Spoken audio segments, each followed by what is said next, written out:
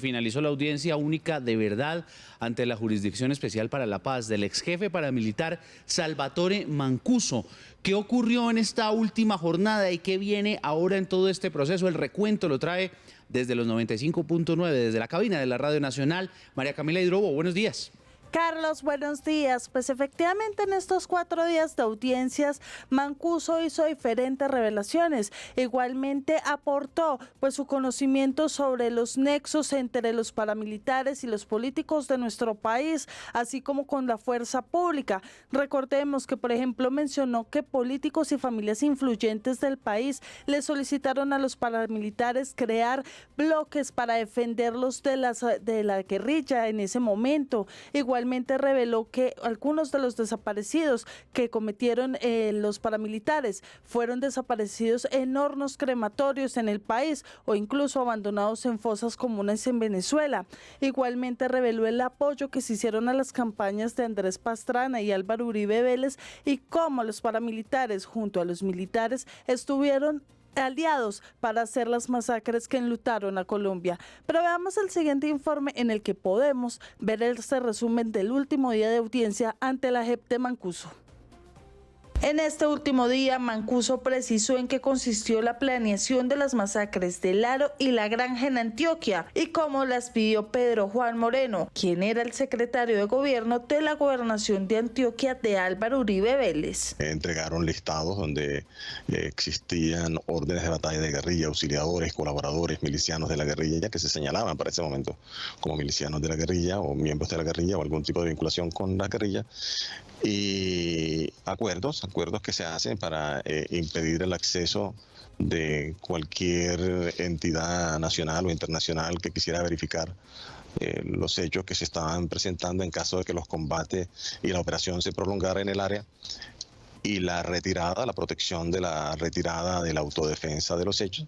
Mancuso reveló que por los nexos que tenían las Autodefensas Unidas de Colombia con el DAS, fueron declarados como objetivo militar el hoy presidente Gustavo Petro y el canciller Álvaro Leiva, así como la congresista Piedad Córdoba y el abogado Alirio Uribe. Que eran los voceros que hacían parte de las estructuras, no solamente de la representación política de estas estructuras, sino que en determinado momento, al no poder tomarse el poder por las armas, lo harían a través del ejercicio democrático de la política, que estando ellos en el poder, como se refería al doctor Gustavo Petro, y se refería también a el señor Leiva, por ejemplo, para colocar unos ejemplos, decía que no se podía permitir la participación de ellos porque Leiva primero era un vocero, un miembro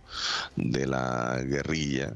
Sobre este punto, el presidente Petro escribió en su cuenta de Twitter: según Mancuso, José Miguel Narváez, desde el DAS, ordenó asesinarme. El DAS ponía mis escoltas. De las operaciones en mi contra logramos información previa sin ayuda de los gobiernos y logramos frenarlas, puntualizó. Pero volviendo a las declaraciones del ex jefe paramilitar, también narró cómo las autodefensas se reunieron con el general retirado Rito Alejo del Río antes de las elecciones de 2002. Estaban pidiendo el apoyo y organizando el apoyo que se le iba a dar a las elecciones al presidente para ese momento, Uribe, sino que nos entregaron la ubicación de Granda, el canciller de la FARC. Rodrigo Granda, el canciller de la FARC, y el otro del cual entregaron, Rodrigo Grande estaba en Caracas para ese momento, según ellos, y el otro era Raúl Reyes, que estaba también en Venezuela. Nos entregaron la información para que nosotros fuésemos hasta Venezuela y actuáramos contra ellos. Mancuso reconoció además que asesinaron a personas humildes y a personas con identidad de género diversa para mantener el control social. Se tomaron decisiones porque supuestamente pervertían a los niños y les hacían tomar inclinaciones que tuvieran que ver con esa inclinación diversa de género, a los consumidores de droga o vendedores de estupefacientes, a los que hurtaban, a los que denunciaban a miembros de la autodefensa, a los que se negaban a cumplir órdenes dadas por la autodefensa.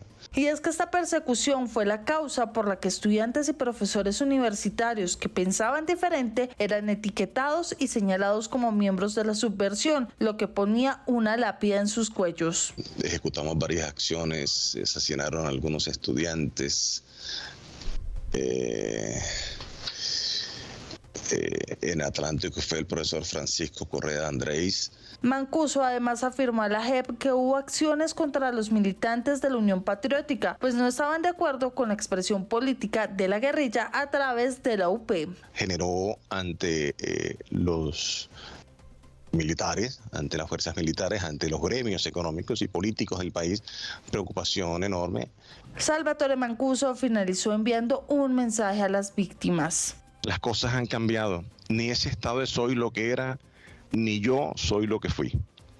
Desde mi lugar actual, respetuoso de la institucionalidad, pongo el retrovisor para mirar el pasado a través de la verdad de lo que viví al servicio de la justicia y la sociedad, porque creo que Colombia necesita hacer esa transición urgente. En estos 4 días de audiencia, Mancuso reconoció que existieron desapariciones en hornos crematorios, al igual que hay fosas comunes en Venezuela. También reconoció su participación en desplazamientos forzados, así como en la violencia específica contra mujeres y menores de edad, y demostró que fue una de las conexiones entre la fuerza pública y los paramilitares.